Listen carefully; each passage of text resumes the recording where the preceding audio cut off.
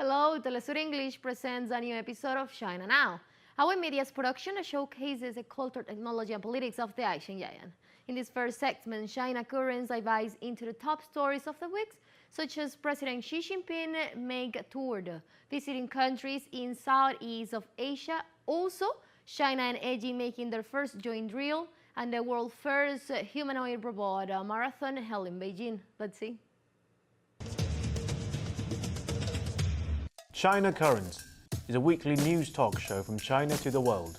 We cover viral news about China every week and also give you the newest updates on China's cutting-edge technologies. Let's get started.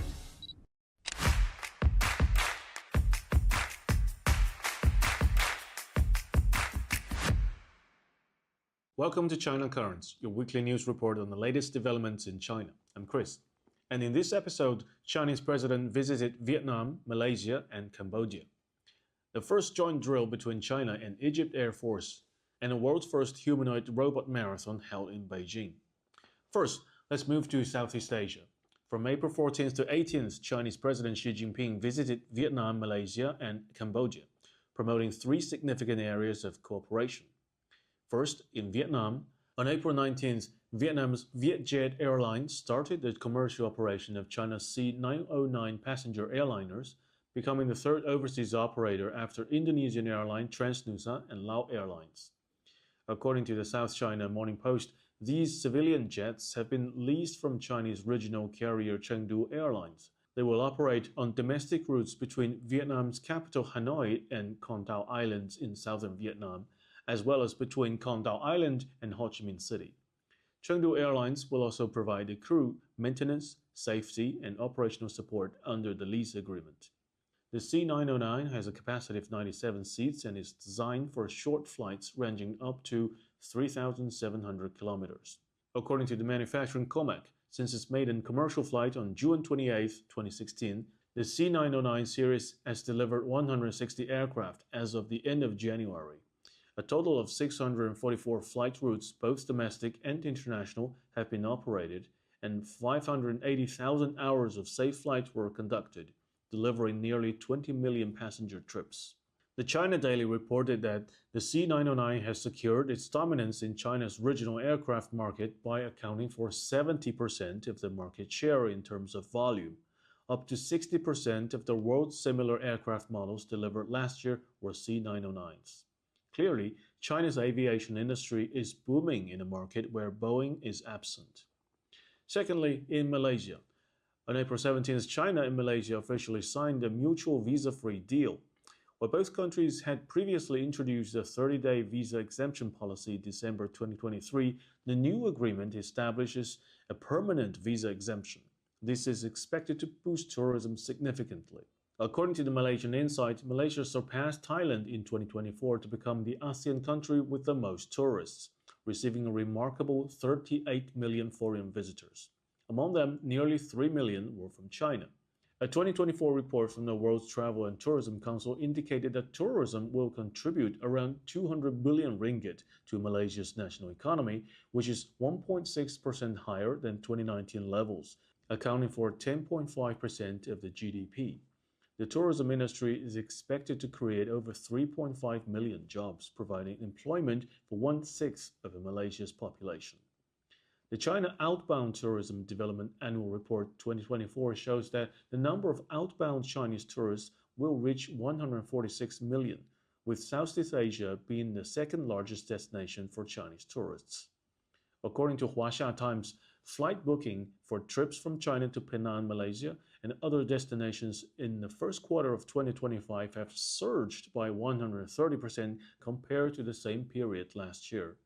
Business opportunities in ASEAN countries are also a major reason for the increasing number of flights from China. Data from Tongcheng Travel indicates that business travels from mainland China to ASEAN countries grew by more than 110% year-on-year in the first quarter. Customs statistics show that the total import and export volume between China and ASEAN countries in the first quarter of this year reached 1.71 trillion yuan, a 7.1% increase year-on-year, and the proportion of China's overall foreign trade with ASEAN countries rose to 16.6%. Lastly, in Cambodia, On April 17th, China and Cambodia signed an agreement to officially launch the Funan Techo Canal project. The canal would begin at the Ta Kio Canal of the Mekong River, pass through the Ta Ek Canal of the Basak River, and finally merge with the Ta King Canal of the Basak River in a Koh Tom district. It would connect Phnom Penh directly with the country's only deep-sea port in Sihanoukville and a new port in Kampot. The canal crosses through regions totaling 1.6 million inhabitants. The project includes constructing 3 dams with sluices and 11 bridges. The canal will be 100 meters wide and 5.4 meters deep, supporting vessels up to 3,000 tons. The project is expected to cost $1.7 billion US, with 51% of the stake owned by Cambodian entities, and the target completion date is 2028. Regarding the Chinese president's Southeast Asian tour, Al Jazeera commented that it sent a clear signal: China is a better partner than Trump. Next up, hello Egypt. On April 19th, the first training day of the China-Egypt Eagles of Civilization 2025 joint Air Force exercise kicked off in Egypt. China Air Force sent the J-10C and J-10S fighter jets and a U-20 large tanker aircraft and a KJ-500 early warning aircraft to the exercise. Chinese military affairs expert Zhang Xuefeng noted that the Chinese U-20 tanker aircraft should also be compatible with the Egyptian MiG-29 fighter jets, so theoretically they may practice aerial refueling during the drill. The two sides could also practice basic maneuvers, coordinated combat, and tactical confrontation training. It is also possible that pilots from the two sides visit each other's aircraft. The joint training will also help lay a foundation for military exchanges and cooperation between China and other Middle Eastern countries. To ensure efficient deployment, the Chinese side utilized the combined transport method of air transfer and air transport via multiple countries covering a range of nearly 6,000 kilometers, and all equipment and personnel arrived in Egypt by April 15th, CCTV reported. Wang Yunfei, a Chinese military affairs expert, said this showed and enhanced the PLA Air Force ability to operate far from home and its adaptability to diverse environments around the world. China's Ministry of National Defense announced on Wednesday that the PLA Air Force would participate in the Eagles of Civilization 2025 joint exercise in Egypt from mid-April to early May, following an agreement between the Chinese and Egyptian militaries. Egyptian news outlet Abraham Online noted that the Egyptian military described the maneuvers as part of the broader effort to deepen defense ties with China and strengthen joint military capabilities. Wang Yanan, chief editor of Aerospace Knowledge magazine, highlights it is also a good opportunity for the Egyptian Air Force, which has a need to upgrade its defense equipment, to evaluate China's advanced equipment and to consider potential procurement. Moving on April 19th, the world's first humanoid robot half marathon, with 20 robots running alongside thousands of human participants, was held in Beijing. In a 21-kilometer half-marathon, Tiangong Ultra, created by the Beijing Humanoid Robot Innovation Center, won the race with a time of 2 hours, 40 minutes, and 42 seconds. Xiong Youjun, CEO of the Beijing Humanoid Robot Innovation Center, the developer of Tiangong Ultra, said the goal wasn't just to cross the finish line, but to test key technology through the rigors of a long-distance run, then improve technological breakthroughs, and finally lay the groundwork for robots to enter factories and daily life services. Xiong said the robots needed compact, heat-resistant joints, precise motion control, and strong core algorithms to finish the race. The half-marathon also tested their stability, reliability, battery life, and ability to handle complex terrain like slopes and turns. The China Daily commented, while US companies such as Boston Dynamics and Tesla have dominated headlines with viral demos and futuristic visions, Chinese brands and companies are also rapidly catching up, not just in manufacturing but also in mass producing such robots and making them inexpensive for ordinary people. That's all for today. Thank you for watching this episode of China Currents. If you have any thoughts or comments, please leave them below. See you next time.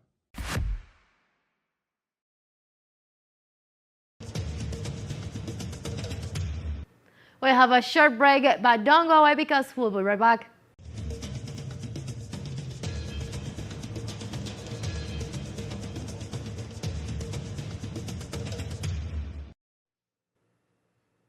Welcome back to China Now. Today, Thinkers Forums welcomes Professor of Films and Media Studies Catherine Liu talking about what happened between class struggles and identity talks, and also the media's role in erasing class struggle. Let's see.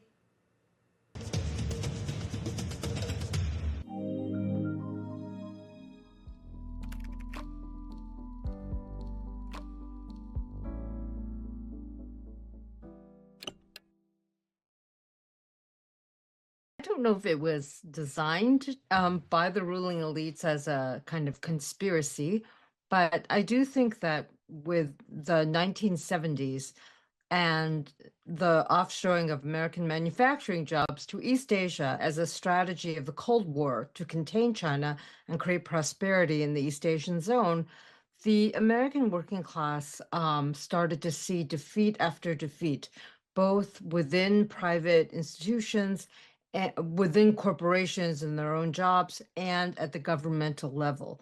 I would say that the period of real worker power stretched from 1930 to 1970 in the United States. And as the American working class was weakened within liberal and left spaces, let's just say like the Democratic Party, or which stands for both liberal and left spaces in the United States, very, very flawed political organization. But in the up until the 1970s, unions and union leaders were a very important part of the Democratic Party configuration. And during and after the Vietnam War, a new class of people came to dominate the Democratic Party, college-educated elites. And they were liberal, they were anti-war, and they felt that the unions, many of whom voted in favor of the Vietnam War to approve it, very backward in their thinking about race, about gender, and eventually the white collar elites, the people who had been to college, they were able to sort of stage a values and a money takeover of the Democratic Party. And not only that, but liberal organizations like the media, like non-governmental, not-for-profit institutions. And this was something that happened through a decade when, in the 70s, when there was a lot of economic turmoil, like we're going to see now. And I feel like there was a focus on culture and cultural vanguardism within the 70s that separated the two parts of the left liberal parties, where you have a cultural elite that has gone to college, that has a different idea of cosmopolitanism, globalization, and a rooted working class that finds itself with less and less power in terms of wages and politics, and is characterized as behind the times with regard to cultural politics. And Barbara and John Ehrenreich, in their essay from 1977, say that almost all left and liberal organizations by that point already had been dominated by college-educated elites. This was not the case before the 70s. There were many union leaders and union members, from women and men, who came up in politics through the workplace, through their unions. One of the great leaders was Myra Wolfgang. She started out as a secretary for a union in Detroit, started organizing and moved through more and started mobilizing women and men in service organizations, service unions. And there were fewer and fewer people like this in the Democratic Party who had that kind of backing. The other thing about the Democratic Party before the 70s was, and this is for better or worse, a lot of the major cities were run by someone called bosses. They came from working class neighborhoods. They often were established in Chicago, for instance. The city is divided into parishes. It's that old fashioned, like each church has a neighborhood. And these bosses were a little bit like mob bosses themselves. They were protecting the interests of their neighborhoods. And a lot of that had to do with the fact that white working class ethnics throughout the 20th century were discriminated against. So Irish Americans, Italian Americans, even Jewish Americans, Eastern Europeans, German Americans, they all had their groups and organizations, and they too had a place in the Democratic Party organization. By the 1970s, this is gone. So here's what happened was that there were a lot of media conglomeration and consolidation is a huge factor in all of this. But journalism became a profession that you had to go to school to get a degree for. Radical journalists in America, the 30s and 40s, they were often people who had never been to college, worked local beats. They were tough guys. A lot of them were men, and they were bold. They were paid very badly. Often, if they covered a labor issue, they were paid as much as the workers. They saw themselves very much on the side of the workers against the bosses.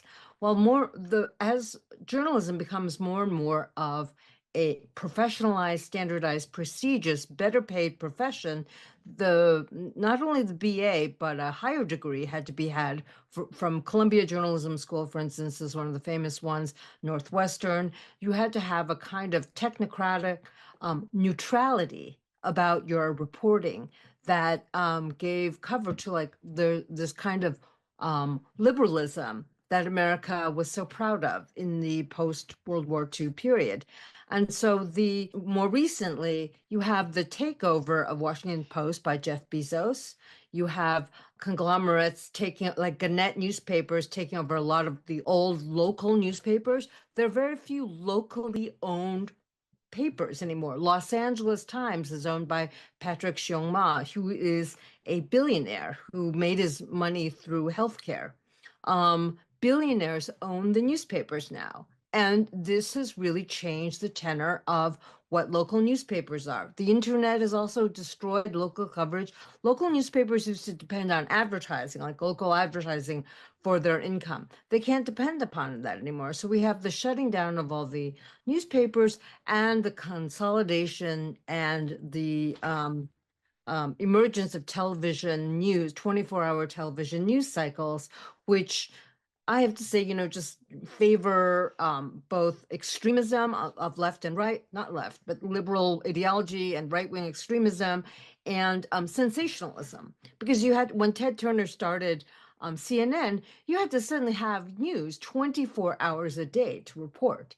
So a lot of the news becomes just trivial stuff, sensationalistic stuff, and stuff that sells, that attracts eyeballs. All of the old news forms are also in serious trouble, like MSNBC. The news stations have fewer and fewer viewers.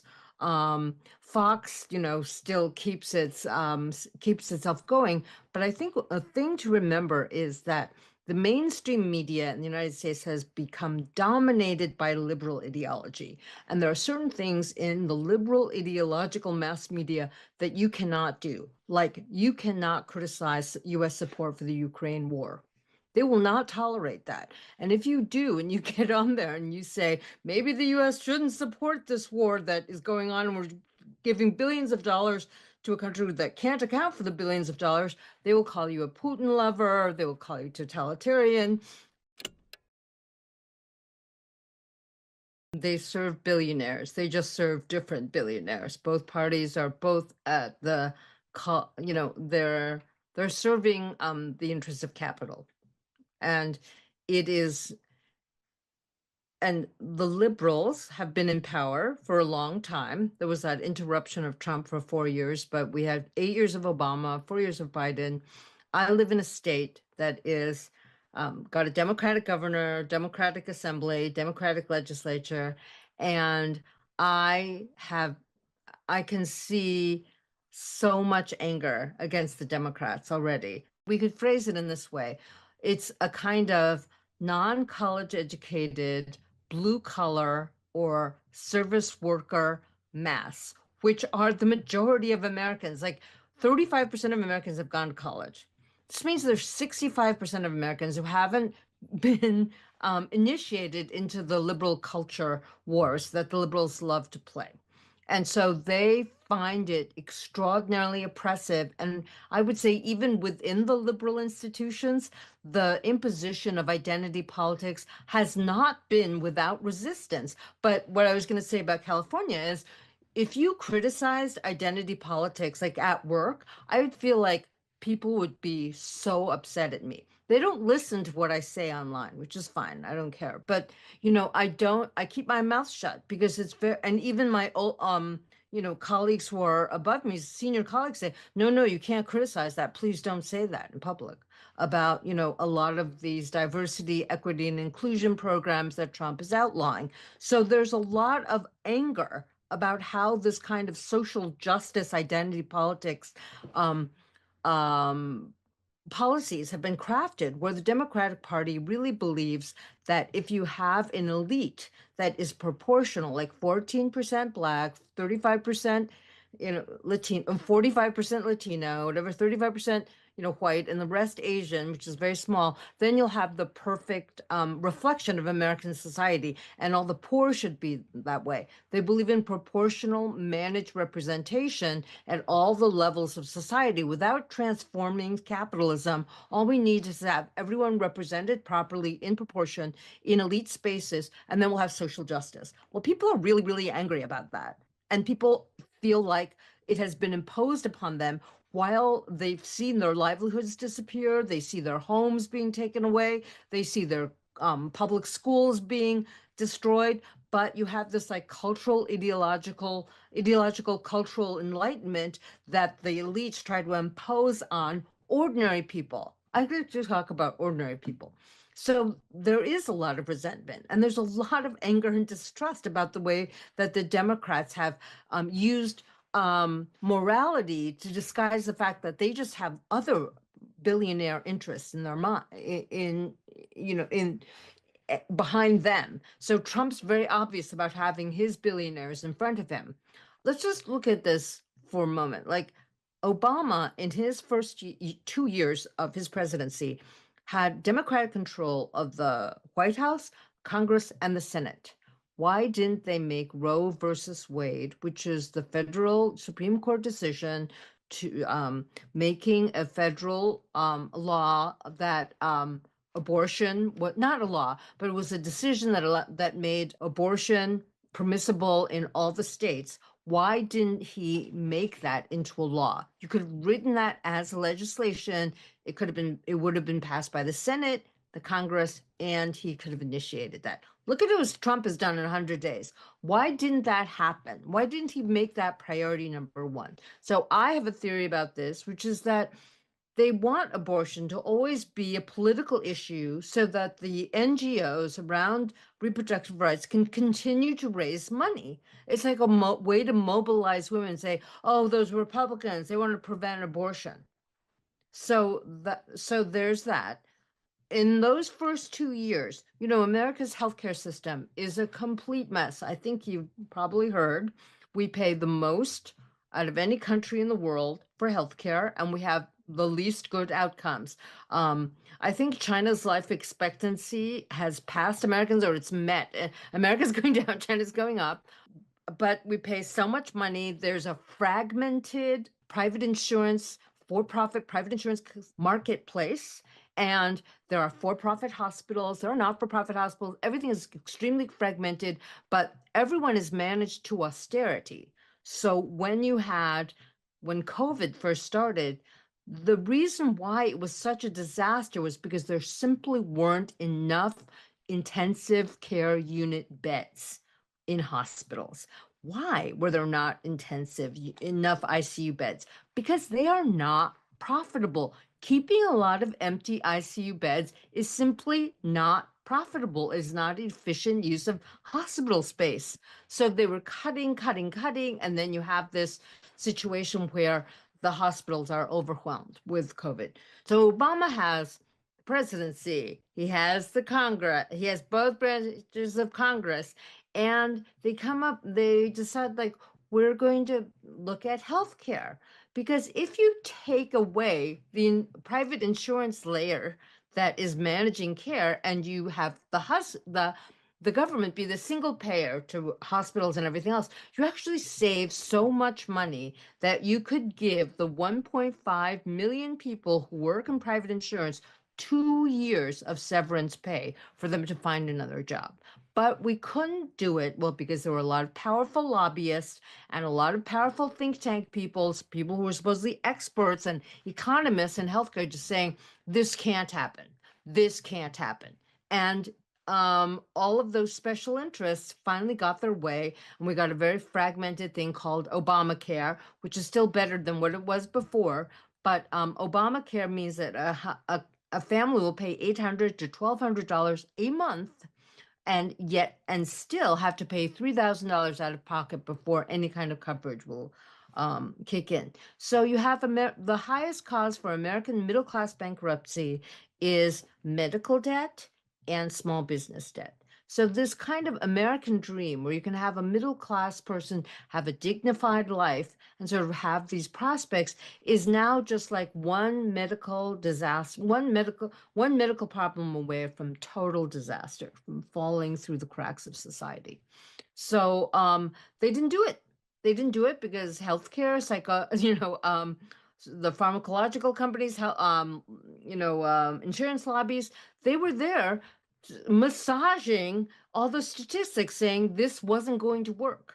One of the reasons why American labor is so expensive is because once you're a full-time employee and your employer has to give you health care, that is, the law, it is so expensive that American workers cannot compete on a global level because the rate of employment, not because they make so much money, but because the healthcare costs are so much for that person. So why couldn't that have been passed then? Why couldn't they have protected American workers, got rid of all this waste? Well, it's because Democratic Party is as beholden, as I said, to capital as the Republican Party. So we're so far away from healthcare reform. But you see, with all the cutting and the austerity in healthcare and hospitals with doctors, after writing that book, doctors have written to me, nurses have written to me, they are not able to give the care that they need to give.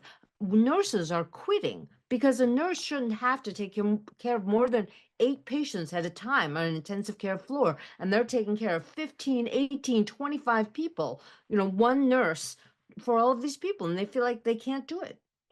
And it's because of management and efficiencies and cuts that American workers are completely demoralized. And I don't know if you've heard of this thing called quiet quitting, but it's a real thing.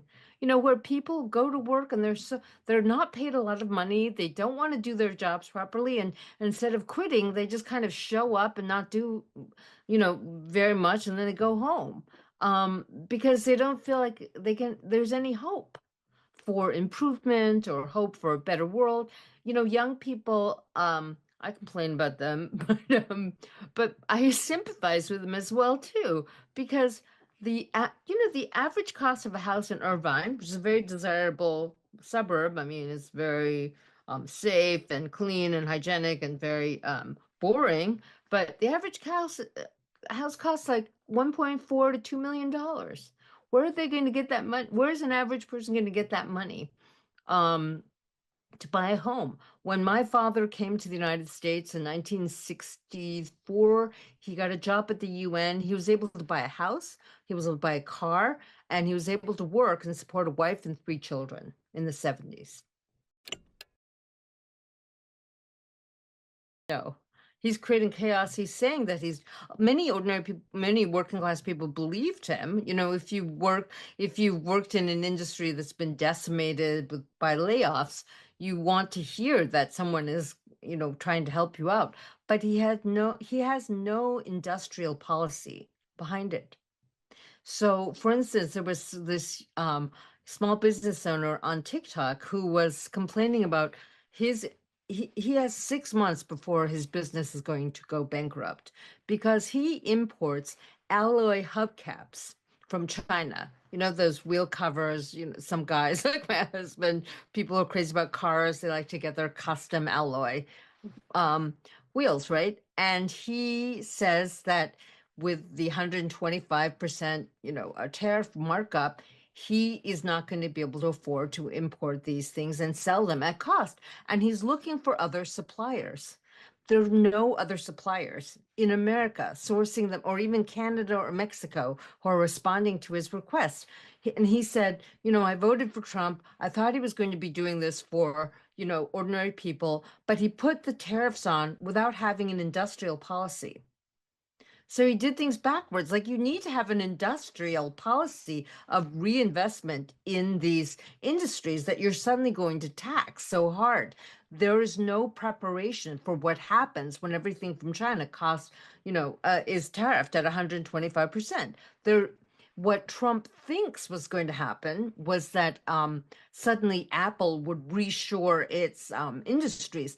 It takes 3 years at minimum to build an iPhone factory, and then who knows how long it would take to actually train the workers. There was no plan. What he wanted to do was say, look, I've done this, and Apple is investing $3 billion in so and so and such and such. Look, I've done the tariffs, and then Intel is going to start making all of its chips in Arizona, and they're investing $1 billion.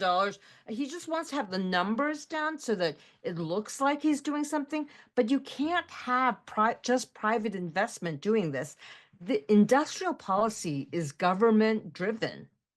The Chinese have shown us that, and the Americans knew this. In 1945, they knew this. They knew that industrial policy had to be encouraged by the government, and this is also why they helped Europe with the Marshall Plan. They wanted to reindustrialize Europe so that it wouldn't be going back into fascism. And the Marshall Plan created an industrialized base in Europe after it was completely destroyed. You don't just depend upon private corporations to make those kinds of investments. You can't.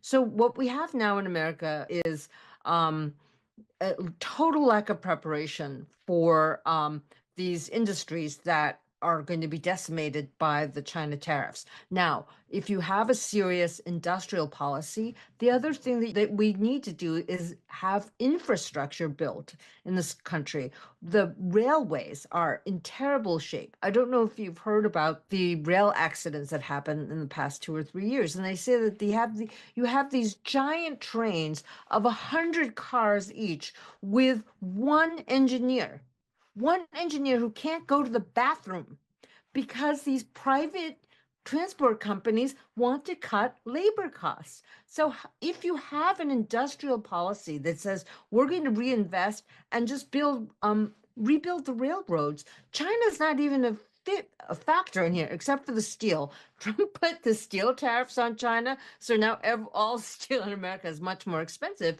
But it was also because in the 1990s, the American government let U.S. Steel move all the steel mills out of Pennsylvania, out of Minnesota, destroyed countries, and they're in Shandong. The major steel production in the world is in northeastern China. And so this happened because of American policies too.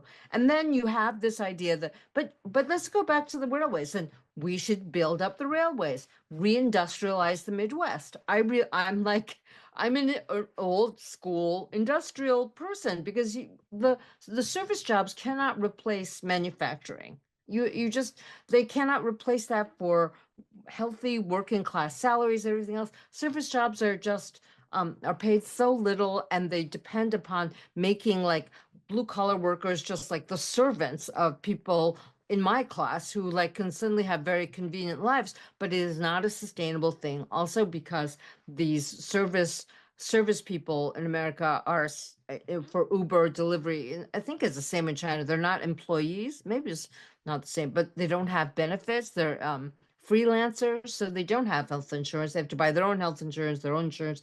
It's a terrible situation. So the government has to make it possible for a reinvestment in industrializing a core that really has very few public services left. Everything has been privatized. The biggest predator right now is private equity. And I have heard this conspiracy theory. This seems plausible to a certain degree, that Trump wanted to create a stock market crash so private equity could come in and hedge funds could come in and buy up the small companies they haven't bought up yet for cheap. Or, you create a crash and then you create investment opportunities because the stock market was up so much. And a Republican Congresswoman, Marjorie Taylor Greene, was shown bought last week on the dip. Maybe she knew Trump would reverse his tariff decisions by last weekend, so the stock market comes up again. I mean, it could be just a crazy stock market manipulation thing. But if it is that, then it is really truly nefarious. And the thing is that we are really at a constitutional crisis, because one of the things that Americans have always prided themselves on, one thing is habeas corpus. You have your own body. No one can arrest you or disappear you without legal warrant or accusation order from a judge. Two, we have rule of law, allegedly, right? The Supreme Court has made all these rulings about Trump deportations. He is simply not listening to them. It's all hollow talk. And people were angry enough at the liberals. The liberals had betrayed them enough that they were so hungry for someone who seemed angry at the status quo. I can understand that. I mean, some of my liberal colleagues are like, he's the devil, blah, blah, blah. You can't understand that. So if you are in my class and you cannot understand how angry people are at the Democrats and liberals, then there's also something wrong with you. Because have we lived in the same country? Have you seen what's happened to middle class wages? Have you seen what has happened to just the free market and its cruelty? Hello, like we have very comfortable lives, but there are 50 million Americans who live under the poverty line. 3 out of 5 children in America have known hunger. This is the richest country in the world. You don't think there's something wrong? You just need to go back to the Democrats? I am so disillusioned. Like, I do not think this party is viable. And that's also really scary, because what is the alternative to Trump? I do think that there is an opportunity here to talk about real material change and not just cultural, like linguistic changes that Democrats have been proposing, or this kind of like hollow promise of economic populism that Trump represents. I think that we do have to understand how much we've been captured by liberal ideology and take it apart and start demanding more accountability and start demanding a real change in the organization of capital in this country. Right now, I don't see a clear path forward. I do think there's a lot of there's still a lot of strength and resources within the United States, but all of the liberal institutions are deeply, deeply corrupted. From the media to the universities, actually. Yeah, to the universities. And we once prided ourselves on having the country where all the scholars and everyone wanted to come, and maybe in the STEM fields that's okay. But I've got to say, like, even in like medical training and in fields that had very little to do with identity politics becomes a dominant thing in the training of doctors, and people are sort of forced to adopt these positions or be banished from the field. And I think we need to get back to some kind of objective scientific commitment to an objective shared reality. And if we get to an objective shared reality, this is where Marxism actually helps. It's like, here's the economic objective shared reality. This country has trillions of dollars. 1% of them controls 90% of the assets of this country. This is objectively wrong, and it will lead to unstable politics. No country can sustain this level of inequality without it affecting the politics of that country. And we have to insist upon an objective material shared reality. It's crazy that I'm having to say this, but within my own fields, humanities and the social sciences, we went through a whole period of postmodernism and hypersubjectivity where it's like, oh no, anything, we have to disrupt the norms, and everything is point of view. And I'm just like, we have a congenital inability among my class, among liberals, to focus on the raw economic issues at hand. And the other thing, though, that I really value as a humanities professor, and I'm, at the end of my career, but I don't see this being valued very much in the younger generation, is we've gone through a cultural revolution that's That's not a bottom-up cultural revolution. It's a top-down cultural revolution where we have to feel like we're correcting and reforming the past. So we have to decolonize this and decolonize that. And there are even people who say that, China was a colonial power, so China's colonizing as well. And, we have to disrespect the past because we're this vanguard elite who have these identity politics that we can impose all over the world. This is disastrous for culture. It's disastrous. It's ahistorical. It promotes this kind of ignorance and anti-intellectualism. And this has been what has been promoted by liberals. You're supposed to go through the canon and say, I'm going to decolonize that, decolonize this. How are you going to decolonize the Vikings? The people who need to study like ancient languages or even Greek or Viking or, I'm not even going to talk about East Asia, but just the Western tradition. How are you going to just reform that, make it disappear? There's such a contempt for the past, a contempt for the Enlightenment. In musicology, I have colleagues who are like, there are people who refuse to play Beethoven or Bach or Wagner because these people were male and they were they were patriarchal and they're part of, European elites, and we shouldn't care about this. You know who's going to keep this alive? Because Beethoven belongs to all of us. Symphonic music is one of the most complex forms of art that was ever created in the world. And the West, the liberal West, is ready to throw it in the garbage can of history.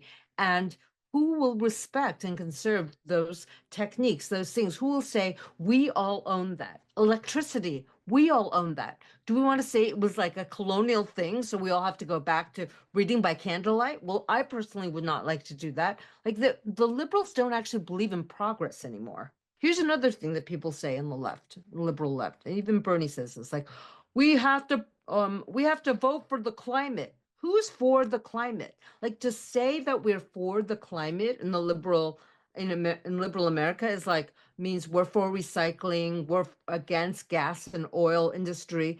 You know what we need is we need a reindustrialization through solar and wind and nuclear power, because we can't get to carbon zero without more industry and technology. And this was another episode of China Now, a show that opens a window to the present and the future of the Asian giant. Hope you enjoy it and see you next time.